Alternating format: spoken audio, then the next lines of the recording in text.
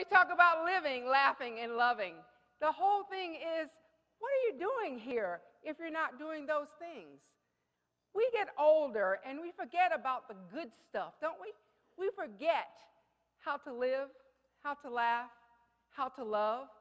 Living is not spending your entire life trying to make sure that everyone else is happy. Yeah? I'll get a whoop whoop on that if you like. Whoop whoop. All right. Laughing. Have you forgotten how? Good. There are some people at your table who have. Teach them, please. There are some people in this room who've forgotten how to laugh. Thankfully, you're here tonight because you're trying to reestablish your relationship with laughter. And loving. Who doesn't like some of that?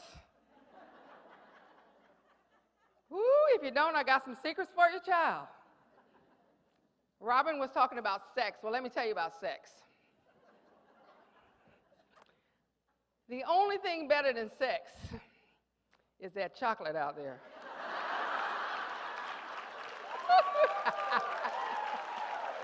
Woo-hoo!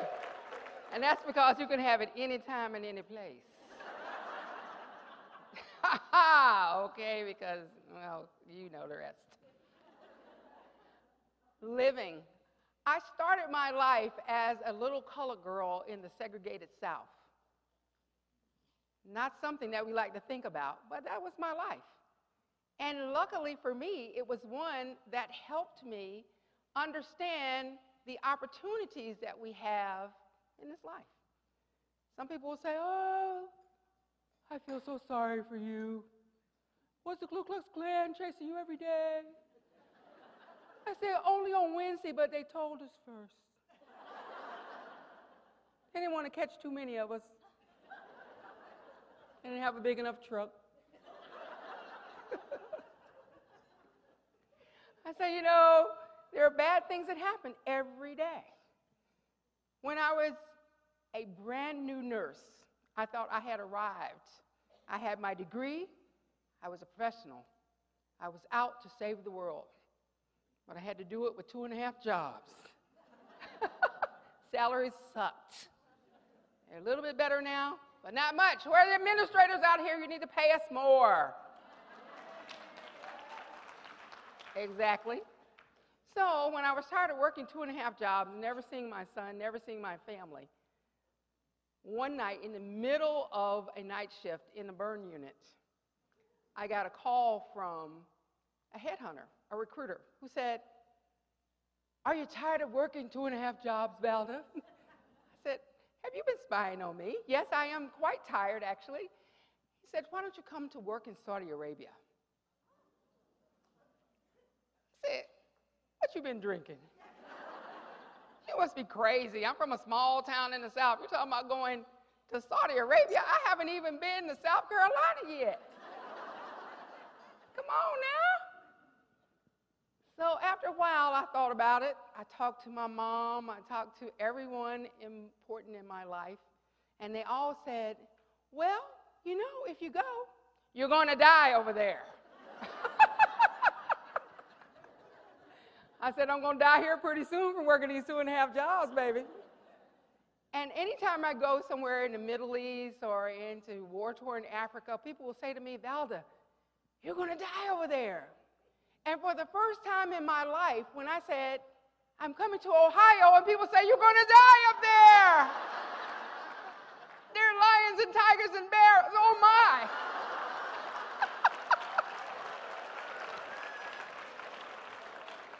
Woo, child.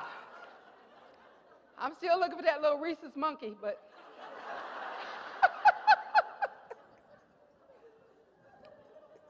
Woo, scared to death in the middle of Ohio. Okay. But the whole idea was that I could work hard every day and get my student loans paid off, or I could do something fun and exciting and make a good living. And I did that. So I went to Saudi Arabia, and what do you think? When you go to Saudi Arabia, what are some of the things you think about? What do you think about?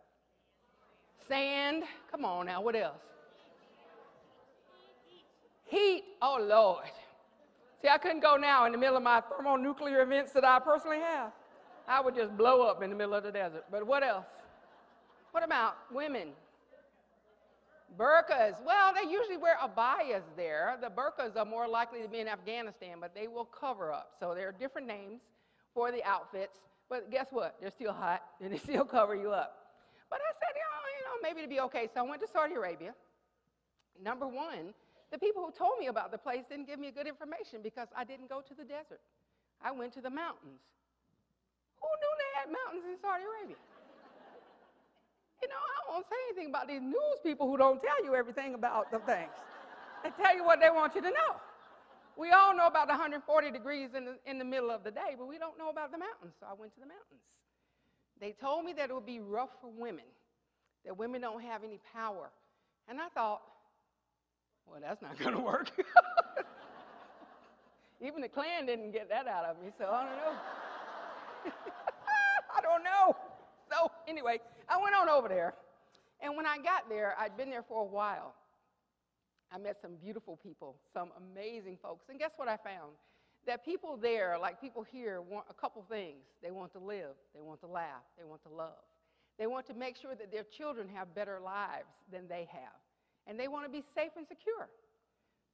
But anyway, I was talking to one of the women because, the whole attitude about women is that women don't have any power. So I said to one of the women, after being there 2 years, after feeling a little bit comfortable, she came up to me actually and she said, Valda, or she said sister. That's what we were called. And I thought, oh, you're down like that too. Let me get my afro out. Anyway, she said, sister. She says, Inti Islam, which means, am I a Muslim? And I said, La, no. Why? She says, because my husband is looking for a second wife and I thought you would be a good candidate. Woo! I didn't see that one coming, y'all. I said, a second wife? I said, well, I'm not feeling that exactly because how can you stand that anyway? How can you stand the idea that you will be one of the number? That your husband will be with that wife and then that wife and then that wife. And she said, oh, I said, yeah, I feel sorry for you. You can't drive, you can't keep your own money. You're going to be one of a number of your husband's women. And she said, you American women lie to yourself about that number of, 1, 2, 3 of the women thing. Yours is just not legitimized like ours.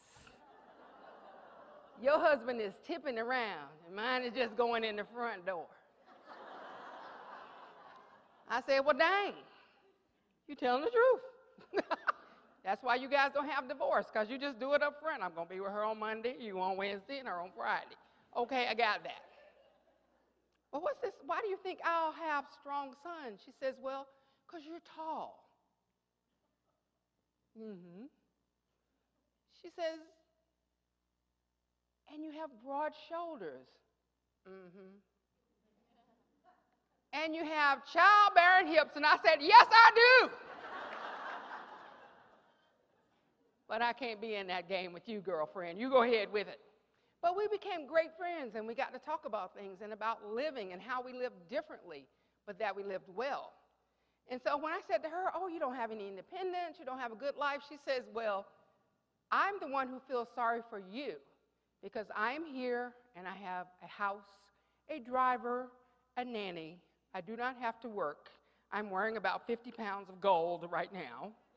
And you are 10,000 miles away from home, alone, and working every day. Well, dang.